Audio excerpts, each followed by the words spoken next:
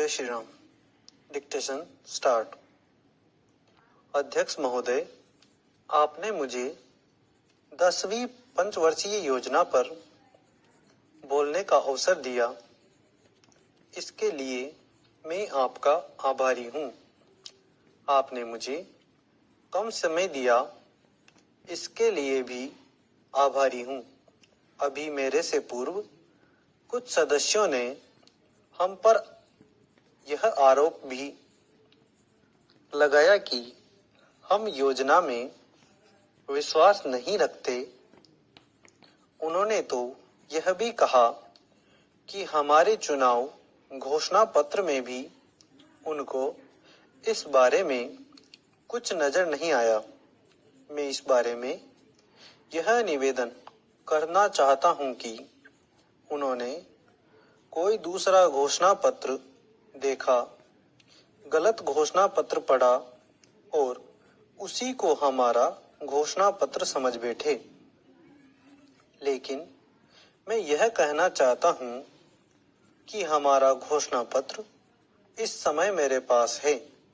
इस घोषणा पत्र में हमारी घोषणा में योजना के बारे में स्पष्ट रूप से कहा गया है कि हम योजना पर विश्वास रखते हैं, लेकिन ऐसी योजना पर विश्वास नहीं रखते जो जनता के दुखों को दूर नहीं कर सकती, जो जनता के कष्ट दूर नहीं कर सकती।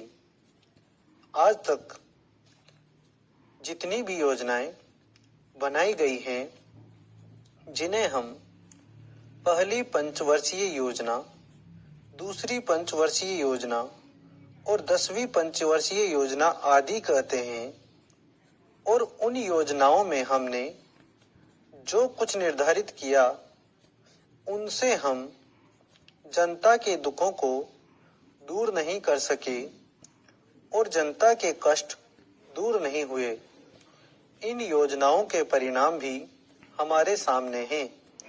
बड़े बड़े अनुभवी बैठे हैं, उन्होंने योजनाएं बनाई, लेकिन योजनाएं ठीक प्रकार से कार्यान्वित नहीं की गईं। उन योजनाओं में काफी दोष थे, जिसके कारण ये योजनाएं लोगों के दुखों को दूर नहीं कर सकीं। लोग दुखी ही रहे। मैं यहाँ पर कहना चाहता हूँ कि जो हमारी योजना थी, उसका परिणाम क्या निकला? उसका परिणाम यही निकला कि हमें रुपए का मूल्य कम करना पड़ा। जो योजना होती है, वह राष्ट्र धन को ऊंचा करने के लिए बनाई जाती है, लेकिन हमारे सामने आंकड़े हैं। इसका परिणाम हमारे सामने है।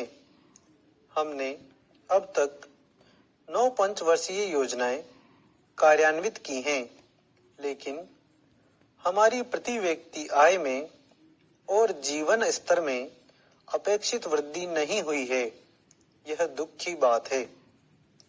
मैं यह कहना चाहता हूं कि हमारा ऐसी योजना में विश्वास नहीं है जो जनता के कष्टों को, जनता के दुखों को दूर न कर सके।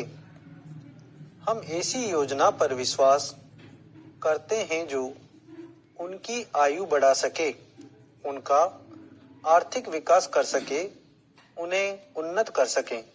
स्टॉप। धन्यवाद।